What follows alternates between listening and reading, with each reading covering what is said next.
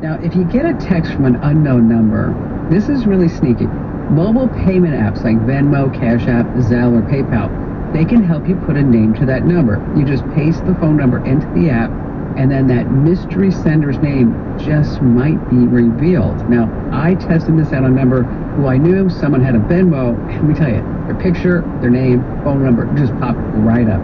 This hack only works if you have an account with one of these mobile payment apps, and the sender has to use their real name and phone number in the app, which 99% of the people do.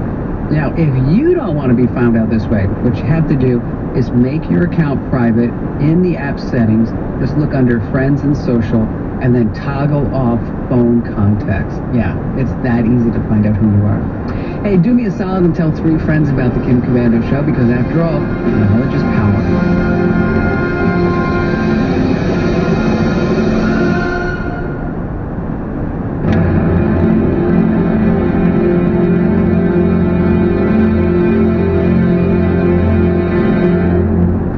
Ghost your bills with free money from 104.9 and 580 AM WIVW. You could win $2,000 each day by entering the hourly winning words at 580WIVW.com. There's 30 grand up for grabs. Just listen daily between 8 AM and 5 p.m. for the word, then enter it at 580WIVW.com, and you could be ghosting your bills with free money from FM 104.9, 580 AM WIVW. America's first news. Good morning. The first news to start your day. Well, it's not every day that a trip to the beach ends with someone holding a $10,000 piece of jewelry in their hands. A 105-year-old widow in the UK was given a birthday to remember after receiving nearly 200 cards from strangers. Well-wishers from across Britain sent cards to mark her incredible milestone. Weekdays 4 to 5 a.m. and 7 to 8 a.m. on 580 WIVW and FM 104.9. 580 AM WIPW, Topeka, 580WIBW.com, and FM 104.9. This is CBS News on the Hour, presented by Indeed.com. I'm Christopher Cruz. Residents of northern Gaza, hundreds of thousands of them, are fleeing to the south ahead of an expected Israeli invasion. This woman in a UN shelter says her house was bombed, but she says she wants to return home. She says she doesn't want to go to Egypt. CBS News has learned the Egyptians are keeping the Rafah crossing between Egypt and Gaza from opening. Israeli troops are on the Gaza border. Israel continued to attack Hamas in the Gaza Strip on Saturday, urging civilians to move to the southern part of the enclave. Israel's military spokesperson Daniel Hagari had this to say: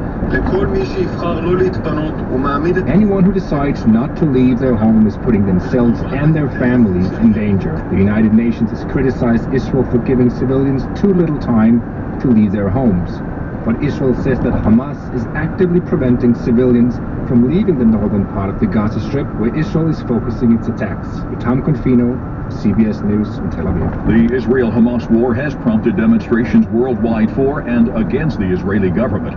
In California's Sonoma County, people of different faiths gathered to call for an end to the conflict, including this rabbi. We can't change the world, but we can change our community, our neighborhood, and hope that that spreads. The parents of twin 10-month-old boys were killed during the attack by Hamas on Israel a week ago today, but their uncle tells CBS's Nora O'Donnell the boys survived. 14 hours, the twins were alone. Yeah, and we got like messages from the neighbors. They heard the twins crying for 14 hours, crying because they basically stayed alone. No food, no water, no nothing. No one could leave the shelter to go get the babies. You know, their neighbor tried a couple of times, but every time he did, the terrorists just got into his house and tried to kill him as well. The House may try to elect a speaker next week. The House has been at a standstill since it voted to remove Kevin McCarthy as Speaker of the House. The first nominee to replace him was House Majority Leader Steve Scalise, but he withdrew amid Republican infighting. Minority Leader Hakeem Jeffries says if Republicans want to succeed this time, they might want to reach across the aisle. We want to find a bipartisan path to reopening the House of Representatives. The latest Republican nominee is Representative Jim Jordan. So far, the chairman of the House Judiciary Committee does not have enough votes to win approval by the full House. Linda Kenyon.